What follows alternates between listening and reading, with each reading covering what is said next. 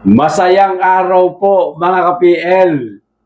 Nag-ikot-ikot si Junior Bangag mga kababayan sa mga lugar na apektado ng napakataas na baha. Katulad na lamang po sa Bulacan mga kababayan.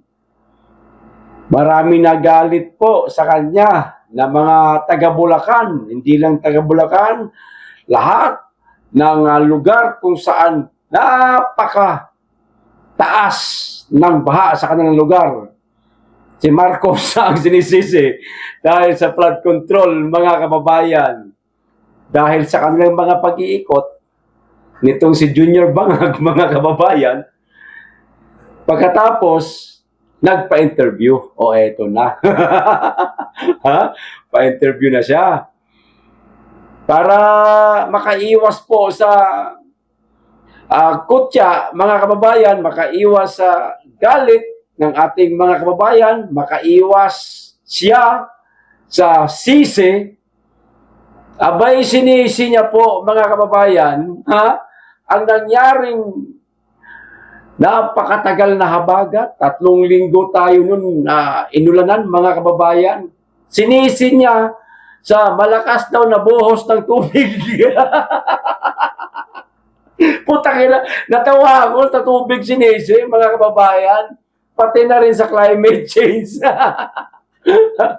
Hindi sinisi yung mga buhayang congressman na sangkot sa flood control scam. Kita niyo na itong mama na to, mga kababayan. Hindi niya man lang nasabi na kasi ininakaw yung pera eh. Imbes na mayroong pondo para sa mga lugar na yan. Ninakaw ng mga congressman, kaya dapat habulin natin yung mga magnanakaw na congressman na yan. Pero hindi, ang sinisi, ang tubig. Pambira. Grabe palusot ni Marcos, mga kababayan, para wag lang siya masisi at wag lang rin masisi yung kanyang mga kaibigang mga kawatan na mga congressman. Tubig ang sisihin. O ito yung video. Panoorin po natin yung sinabi niya, mga kababayan. Tapos lang namin yung briefing tungkol sa flooding situation sa Region 3. At talagang ramdam na napakabigat ang ulan at napakarami ang bumagsak na tubig. Kaya na-overwhelm lahat ng mga ating mga flood control na flood management program. Ang problema, kitang-kita, siyempre alam naman natin na marami sa halimbawa sa Bulacan na mga flood control na hindi naman nagawa kaya nagkakaganto. Ngunit kailangan din natin maunawaan na hindi lang dahil sa problema ng flood control project, kung hindi pati na sa lakas talaga ng ulan na hindi pa natin nakita sa kasaysayan ng Pilipinas. Ito ay ang naging resulta ng climate change. Kailangan maunawaan din ng tao na yung climate change ay talagang nandito na at nandyan tayo naapektuhan. Di bale at tayo yung gumawa na nakapag-desisyon tayo tungkol sa mga immediate measures na kailangan gawin in the immediate term, in the medium term and in the long term. In the immediate term, siyempre, ayusin natin yung mga nasira at babalikan natin lahat ng mga nasira. Yun ang pinaka-immediate na kailangan gawin, na madalian para matapos ulit. Ang problema din dyan ay hindi pa tayo nakakasiguro kung titigil na yung ulan. Dahil kailangan natin, halimbawa may mga lugar may tubig pa, hindi pa natin ma-assess kung ano yung damage dahil may tubig pa, may binabaha pa, kailangan natin antayin yan. Pangalawa, binabantayan natin ang panahon kasi kahit yung mga nasira, pag-aayusin natin ngayon, bumalik na naman yan at masisira ulit yung bagong gawa, kaya napakasayang naman ang ating gagawin. Kaya medyo kailangan natin malalayan at bantayan na mabuti na maging effective kung ano man yung gagawin natin ay magiging matibay at hindi mawawala at hindi masisira sa susunod na baha.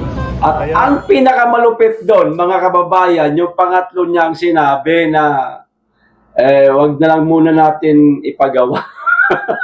Parang ganun ba? Ano? Kasi pag pinagawa natin ngayon yan, meron pa namang paparating na mga bagyo, malakas na tubig, masisira din yan. Gagawa ka rin lang, halimbawa man, kung gagawa ka, junior, halimbawa, kung magpapagawa ka kahit isang flood control lang, kahit sa Bulacan lang, para kahit paano maibsa naman ang napakataas na baha dyan, hindi na matapos-tapos yan. Hindi mo ba sisiguraduhin matibay? Hayaan mo lang ba na kapag may parating na bagong bagyo, parang buhangin lang na inanod. Siyempre, titibayan mo, pambihira ka. Kaya pala, mga kababayan yan pala ang mindset itong mama na ito Yan pala mindset niya. Ganun din naman. Paggawa natin yan, sa susunod na baha, sira din yan. Kaya pala, walang mga nagagawa ngayon ng mga flood control. Basag-basag, mga kababayan. Pinababayaan lang kasi yan pala ang mindset nitong mama na ito. Ibang klase ang mindset nito, pang-adik. Hayop na yan. Walang solusyon, mga kababayan, na gagawin. Basta siya, mayroon lang mairason. Huwag na lang natin munang gawin yan. Gastos lang yan. Parang ganun ang datingan mga kababayan. Una, sinisi niya tubig kasi sobra talagang dami ng tubig. Meron ba namang habagat, ulan, bagyo na walang tubig? Pambihira ka naman, Natural may tubig. Lindol, walang tubig. Pambihira ka. May tubig yan. So, anong gagawin? Para hindi maipon ng tubig, pagandahin ang mga flood control. Ponduhan ng maayos. Yung walang makukuhang kahit ni 5 nitong mga kawatan ng mga congressman. Di ba, mga kababayan, dapat yung mga congressman na huwag na silang manghingi ng project. Hindi naman nila gawain yan Ang sa kanila, gumawa lang ng batas. Bakit pati sila meron ng mga proyekto? Ba't di nilang sa DPWH ipagawa yan? Di ba, mga kababayan, ang DPWH lang ang pagtrabahuin yan? Bakit nakikisaw-saw pa yung mga congressman yan? Ay, tuloy, nananakaw lang. Di ba? Basta, yun lang po ang sabi niya, mga kababayan. Huwag daw po muna gagawa kasi baka daw masira. Ang pawang utak ang puta. Pabira itong presidente natin, mga kababayan. Hindi marunong humanap ng solusyon. Dahilan na lang ang gagawin niya para makalusot po siya. Magdadahilan na lang. Ulan din po, bukas, masira din. Hindi gumawa kayo sa panahon ng tag-init. Mambihira naman kayo, Swing, masasabi natin tag-init talaga. Ang haba ng panahon na yan imposible yung isang flood control, di matapos-tapos yan. Di ba, kahit isa lang. Kaso, hindi po yan ang nasa isip niya, mga kababayan. Ang sa kanya magdahilan lang. Hayop na yan! Presidente ba yan? Tama nga si Inday, hindi nga ito marunong magpresidente. Hindi alam kung paano hanapan ng solusyon ang problema, mga kababayan. Di ba? Mag-amo nga sila ni Auntie Claring. Kapag wala lang lusot, wala lang lusot, kung sino-sino na lang ang sisisihin. Pati mga guro, sinisi na sa nangyaring shooting incident sa Zamboanga. Si Marcos naman, walang ibang masisi. Hindi niya kaya sisihin yung mga congressman dyan kasi baka pati mga congressman dyan, ibang congressman. Alam din ang baho niya, mahirap na baka kumanta. Madagdagan pa problema nila. Hindi niya po sisisihin yung mga congressman, mga kababayan. Ang tubig at ang climate change mo. Ayop na presidente to. Idol sa palusot at kasinungalingan, mga kababayan. Hindi lang budol at saka mangdarambong. Bagay nga, bongbong, mandarambong. Okay. Ito pa. Isa pang balita, mga kababayan. Video pa rin po. Panoorin natin. Sa mga nakapanood na po nito, kasi kumakalat po ito ngayon sa social media, relax lang po kayo dyan. Paki-like na lang po at paki-share nitong ating video, mga kababayan. Makikisuyo lang. Pero sa mga hindi pa po nakapanood nito, ito ho, ipagkakaloob ko sa inyo, itong video na to, mga kababayan, na itong isang dating doktor, yung doktor ho sa DOH ba ito? Si Dr. Pujalte po, mga kababayan, na nakasiko sa ulo ni Aling Princess ng Malacanang. Princess. Princess ang puta. Princess, baka dinure. Ha? Nasiko. Di ba? Nasiko niya si Aling Princess, mga kababayan.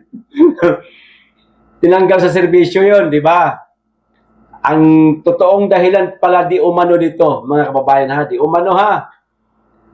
Dahil hindi lamang po ito pumirma sa 3 trillion ba yun? Ilang trillion ba yun, mga kababayan, na na tawag nito? Napipirmahan niya trillion para ma-release yung budget. Hindi po niya pinirmahan eh. O ito po yung kanyang rason, mga kababayan, bakit hindi niya pinirmahan. Panoorin po natin ang video. And I'm being asked to sign a 3.2 billion contract. So anyone in his right mind would say, pause, let me review this. Do you have a reaction lang, sir, dun sa ombudsman? Another request kasi, another request on the suspension? Or do you have, Okay. are you aware na, sir? First, we're just following the process. So it's, as I've said, it's due diligence. I was 2 weeks into my leadership in DOH, and I'm being asked to sign a 3.2 billion contract. So anyone in his right mind would say, pause, let me review this, because due diligence is important. Right. Oh, okay. Yun lang, sir. I don't think there's anything wrong with erring on the side of caution, rather than signing something of which, if I did, they would say, but ang bilis mo pinirmahan yan, you're probably complicit.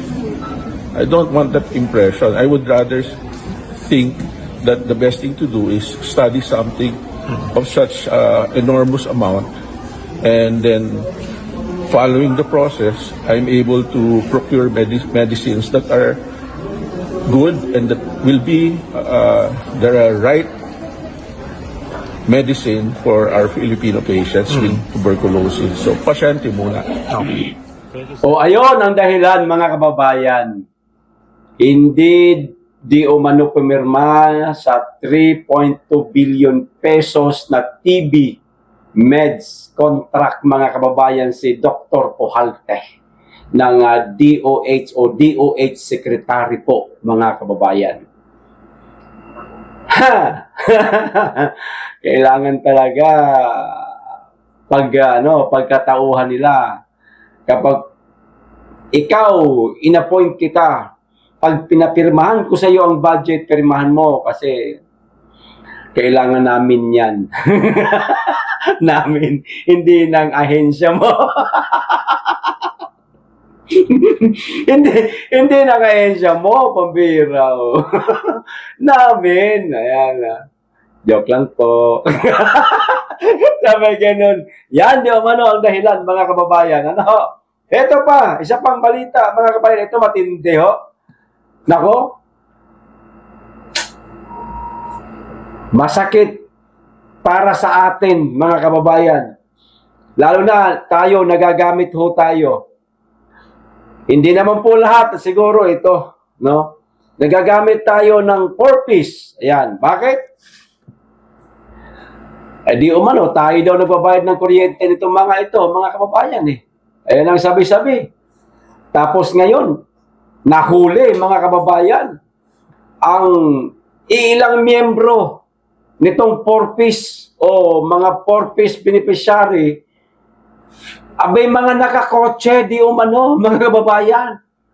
At yung iba, trabahante pa ng munisipyo. Naku, eto ang balita, basahin ko.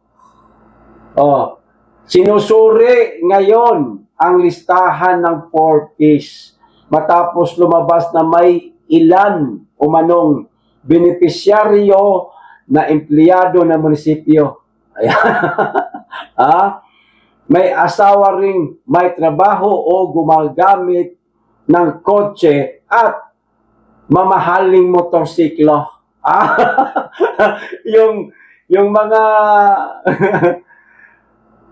pinakikinabangan itong 4Ps, kayod ng kayod. Pero yung mga nasa miyembro ng 4Ps, ala, sige, waldas. Oh, inatasan na ang Social Welfare Office na alisin ang mapatunayang hindi na kwalipikado para masigurong napupunta ang ayuda sa mga pamilyang tunay na nangangailangan. Mga 4Ps beneficiary na huling may kotse at empleyado pa ng munisipyo, mga kababayan. Hayahay.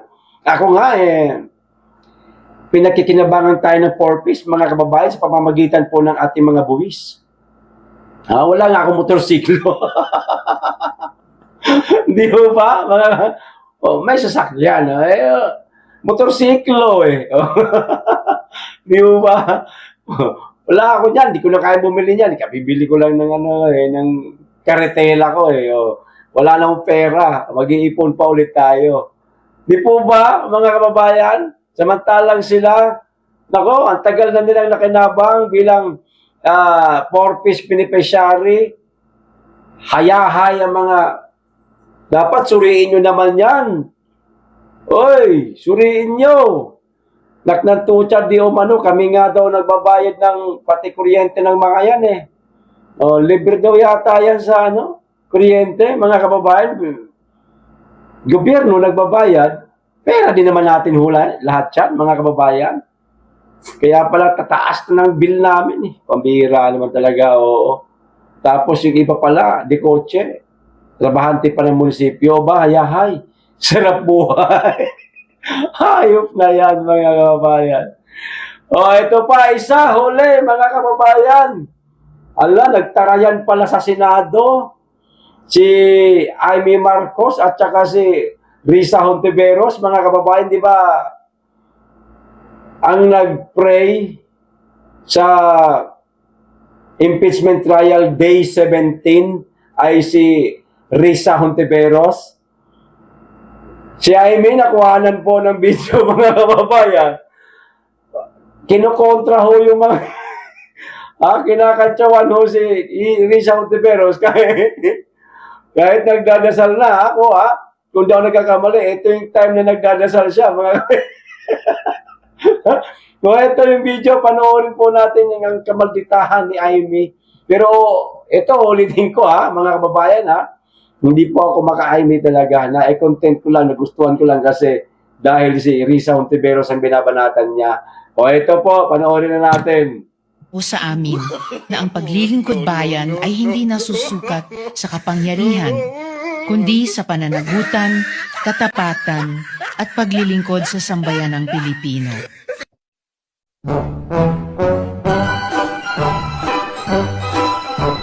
Di ba? yung uso ni yung uso ni tawag nito ni Amy hindi nga. Parang kitang-kita sa camera. Maldita din talaga itong babaeng ito. Okay yun, okay yun.